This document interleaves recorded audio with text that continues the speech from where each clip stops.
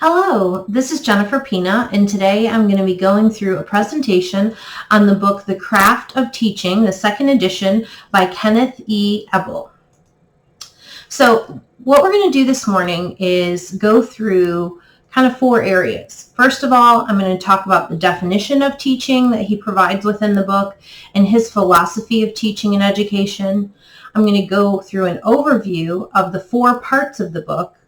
I'm going to dissect Chapter 4, which is why the classroom, and then we're going to go through the strengths, weaknesses, opportunities, and threats. Okay, so let's start out with how does Dr. Eble define teaching and learning? First of all, he doesn't provide just a straight definition anywhere, but he gives almost the first chapter is essentially like his philosophy of teaching and learning. So I'm going to go through several of the points that he brings out within that context. First of all, he believes that teaching and teachers are important. This is a really core value within the book, and you really get that as you go through the whole book. Secondly, most learning takes place apart from teachers and classrooms. So this was such a unique idea to me. I really hadn't thought about it, but of course, I totally believe it's true that a lot of times we begin the teaching process maybe in the classroom or even before we get to the classroom, but the classroom plays a huge role within the teaching process, which we'll talk about a little bit later. So the idea that most learning takes place apart from teachers and the classroom, very interesting idea. Third, he says, teaching and learning are unavoidable aspects of human growth and inseparable from the personal. So this is the idea that we are always learning and we are always teaching. This is inseparable from being human. We are always going to be learning. We are always going to be teaching. This is a constant in our lives as human beings. And so this is a real core philosophy that he shares. Fourth, he shares teaching is one of the most natural and primary of human acts. Again, this is a very big picture philosophy idea that teaching is a natural and primary act that we have as human beings. Dr. Eble shares three biases within the book. He shares that he believes that learning is essentially pleasurable, which I found that to be such an interesting idea, and I totally agree with it. As somebody who's been learning for a long time now, he really believes that learning is essentially pleasurable. And so that was such an interesting note that you really see throughout the whole book. He's also pluralistic. What this means is he believes in diverse teaching methods. He doesn't believe that one single teaching method is the only way or the correct way to do it. He believes in diversity of teaching methods and contexts, which we're going to talk more about with the classroom. He also believes that teaching can be taught. So this is not something that you're necessarily born with, but that while you may be born with gifts that you could be good at teaching or whatever, good at speaking, good at, communicating with people, he really believes that teaching is a skill that can be taught, which is really fortunate for those of us in this class because that has been kind of the theme of this class. So I found that to be very interesting and helpful. I also loved this philosophy through this quote. He says, learning and teaching are constantly interchanging activities. One learns by teaching. One cannot teach except by constantly learning. So there's this kind of pull and push with learning and teaching where we as teachers constantly need to be learning as well if we're going to teach. He continues to say, a person properly concerned about education will come to grips with the practical realities of both teaching and learning. This idea of teaching and learning is primary into his first part of the book, and it's very, very core to his philosophy as he's writing this book. So I want to just pause for a second and have you guys do some personal reflection. I want you to pause the video after I finish giving instructions. Pause the video for a moment and reflect on these three biases. Learning is essentially pleasurable. The fact that he doesn't believe that there's one way of teaching that's better than the other, this pluralistic idea, or teaching can be taught. Pause the video for just a moment and go ahead and reflect on those ideas. Do you agree with them? Do you not agree with them? Why or why not? Okay, welcome back. Hopefully you paused the video and participated in that personal reflection. We're going to go ahead and start with an overview of the book. There are 4 parts to this book. He begins part 1, again, with this idea of teaching and learning. Within the first 3 chapters, Dr. Eble introduces his philosophy of teaching and learning. He combats a variety of teaching myths and begins to explore what it means for students to learn. I would say this is a very thorough book on education and teaching for those who are going to be teachers. It is not a Christian book, but I will say he has a really thorough approach through the text of this book, where it could be like a textbook for another institution that isn't Christian. I will say that he has a lot of really valuable insights to share, and you get his opinion. He's very assertive as a writer, so you get his opinion as he goes throughout. So when he's talking about his teaching philosophy, some of the myths, some of what it means to be a student, he is very assertive with his opinions throughout the book, which I found very interesting and engaging as I was reading. All right, in part 2, the skills of the teacher, or skills of teaching. This is very foundational. So we're talking about the classroom, what makes classes work. He really views lecture he values lecture as a point of discourse, not just rote lecture. So he is not an encourager for somebody to go in and just straight lecture and have no opportunity for students to grow through discourse. He really sees lecture as a catalyst for discourse, and so that's one of the chapters. He really values discussion and talks a lot about the use of discussion in both the teaching and learning process. This chapter on seminars, the tutorials, advising, and mentoring was absolutely hilarious because I think he hates all of those things. And so I found that chapter to be really funny because I haven't read a lot of books that were, frankly, so negative when it comes to the teaching process. I wouldn't say he was trying to be negative. I think he's being a little provocative with some of these subjects, but he's also kind of cutting through what may be valued by the institution and really coming to the kind of practical nature for those of us who are training to be teachers, which I appreciate. So when it comes to seminars, he is not a huge advocate. He doesn't really love tutoring and tutorial process. Advising doesn't really speak highly of. Mentoring. There's some things in there that are very interesting. At the end of the day, they all have their room and there's a need for all of them. But I believe that Dr. Eble's point is that they could all be done better and they need to be valued at a higher level within the institution and for faculty. And then teaching without teachers. This was a chapter that was completely irrelevant. It is so dated because the original manuscript for this book was written in 1978. So it's pre-online education in that sense. And so he's talking about teaching without teachers, where in the old days when people used to mail out materials for students who lived remotely and then they would mail back their assignments, that kind of thing. So this chapter really could be completely removed. It's pretty outdated. Okay, part 3, grubby stuff and dirty work. These are ideas that we are very familiar with. The text of the book, the textbooks for the courses, assignments, tests, grading, cheating, confronting, and other situations, and then motivating students and faculty. So this is a lot, like he says, the grubby stuff and the dirty work of teaching.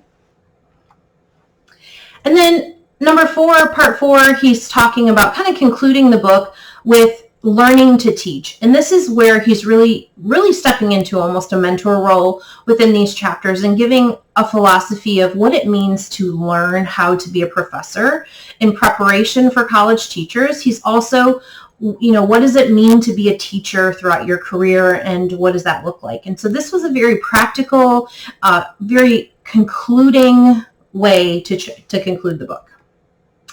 All right, so now I want to jump into this chapter 4, which is why the classroom. I found this chapter to be completely interesting because I have not really considered this topic.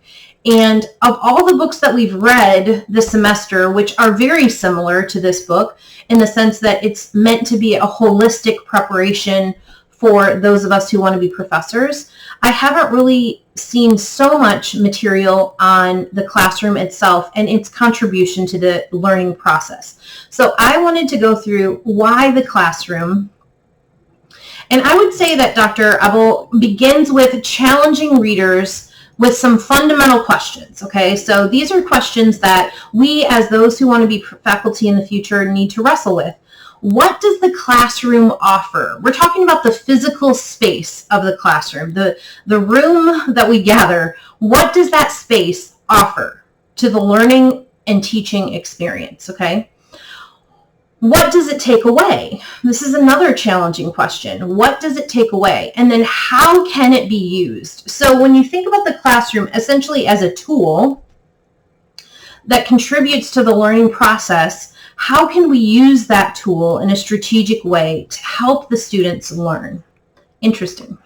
Okay, so I'm going to go through kind of some of the main points that he covers within this chapter. I'm going to do my best to cover those. I think this chapter was very eye-opening for me, and this is a really good one for both faculty but also administrators to read as we consider new spaces in our facilities. This is a really challenging idea. So first of all, classrooms do not need to be sterile. So when we think about the transition from, high school education into a college setting, there will be a tremendous amount of sterility that takes place within the classroom, right? So high school, even, middle school, elementary schools, they're going to have things all over the walls. They're going to be highly decorated. There's going to be a lot of object lessons and a lot of visuals that contribute to the learning process. And so what Dr. Eble is arguing in this first point is that our college classrooms do not need to be completely sterile like an operating room, which often they are. There can be objects that we use as visuals. There can be things maybe on the wall that we put up for that 1 hour and then take back down. There is value still at this stage of learning for visuals, for teaching aids, for objects that contribute to the process. And so he's really, really arguing that classrooms do not need to be sterile, that we can, even in the adult education realm, still use objects, decorations, different things that aid the learning process. And that's really where he's going with that. Okay, number 2, kind of along the same lines, moving the chairs around. So he's talking about the fact that we enter a classroom and we just, as a teacher, we think that the classroom needs to just stay that way. And he's really arguing that there's a value in being creative and moving chairs around and thinking about how students learn and thinking about what you are teaching and how changing the room around may contribute to the learning process. This is a really higher level thinking when it comes to the view of the space in the classroom and how that space and how the adjustments of chairs and or people can really contribute. I recently in a class, we have a class on Thursday nights, and our faculty began to move the chair. So originally we were kind of in a horseshoe, and then we ended up kind of being in a square, all facing each other, more of like a seminar style. And it was such a dynamic change for our class, but it also really helped for the learning process. You could see more interaction just by changing around the room. So I found this to be a very interesting point. He also makes the point, and again, this is probably more towards an administrator view, but as campuses and universities and administrators begin to think about buildings and changing rooms around and renovations that take place, to have a more innovative approach to the classroom. Think about this for like a media arts and worship class that they're teaching. Maybe not having chairs and tables in there, maybe having room for instruments or space for painting or writing, whatever the case may be. So really using the classroom as a tool and innovating the way that we even build those rooms to begin with, so that we're having a strategy for using that space towards learning. Really interesting. The classroom is a mechanism for learning. Again, I've kind of said this, but this comes a little bit later in his argument, but it's really been kind of underneath the argument the whole time. And he's really arguing that the classroom is a tool in the learning process. We can't, we can't take that out of the learning process. It is one of the tools that we use.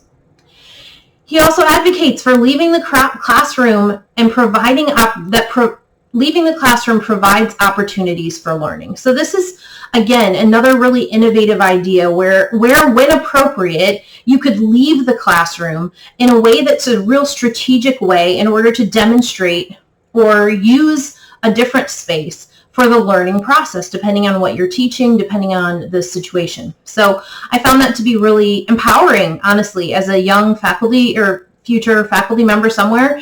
I really love the idea of being able to have a better strategy when it comes to using the classroom. So what does the classroom provide? This is very, very interesting. And this is, again, kind of philosophical. The classroom provides a place for gathering. There's a safety there. There's a place that we kind of connect to throughout the learning process. We're going to associate what we're learning with that space. And so this is a really key moment within the book.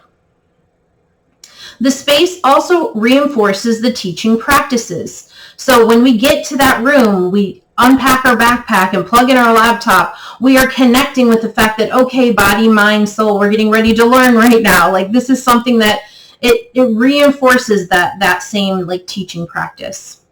This space contains the excitement of teaching. And he really talked about being a young professor and walking into a classroom for the first time and being able to really be excited about, wow, this is it. I've been training for this. I'm here. My students are coming. And the excitement kind of associated with the classroom. I can totally relate to that from a student perspective, because how often I've gotten to my room and I'm like, yes, we're here. We're going to learn. It's so exciting. And then a place where teaching and learning intersect. So there's a natural organic intersect within the classroom where teaching takes place and learning takes place. And this is all very valuable when it comes to thinking about what the classroom provides. So I found this chapter really helpful. I hope this helped you kind of think through some of those ideas more thoroughly. I definitely recommend checking out the book for that reason. All right, so SWOTs. Strengths, weaknesses, opportunities, and threats. First of all, this is a very thorough guide. Much like some of the other books that we've covered this semester, it really does cover a full scope of things that you will need as you become a faculty member. He's also very interesting. So it was a very interesting read as the last book of the semester for me to finish. I was like, oh man, but this was so interesting. He's definitely very assertive and creative and not fearful of what other people are going to say at different times. So I found that to be very interesting and kind of engaging for me as a reader. Weaknesses. Well, it was originally written in 1978 and then it was redone, or, the update was done in 1988. So it is very dated. In fact, there's at least one whole chapter that could be completely redone or removed because it's completely out of date. It has to do with distance ed and online ed. It's not even really connecting with current mechanisms for that kind of learning. So I think that there's real weakness in that. Opportunities. With that, there's an opportunity. So there's an opportunity for the author to possibly, or the authors, or maybe even the publisher, because I believe the author may have passed away, but to update that content, with modern approaches to distance ed and online learning and all the different ways that we learn right now is very interesting. A threat to this book, it is not a Christian author, at least it's not an overtly Christian education book. So that's a major threat. There's not, as he approaches some of the different topics that we cover within our class this semester on teaching in Christian higher education, this does not approach anything about faith. It does not even develop any ideas about faith when it comes to any of the practices. So I think there's a lot of value in, obviously it's core to what we are doing in Christian education, our faith and the values that we have within our faith. And so that being missing is a major threat. All right, so I would say this is a really interesting book. I think we've covered several books that would cover it with the Christian angle, but still be a really thorough approach. But if you're looking for a really good resource on some of these different topics within teaching, this could be a good resource for you. Here is the reference point for that. And like I said, I really did get a lot out of it. I thought he was very creative in some of his approaches. He definitely has a very direct opinion about certain things. And so that was very interesting. All right, I want to thank you guys for watching my video and teach. I hope that you got some good information out of this, and I hope that you have a very Merry Christmas. Bye.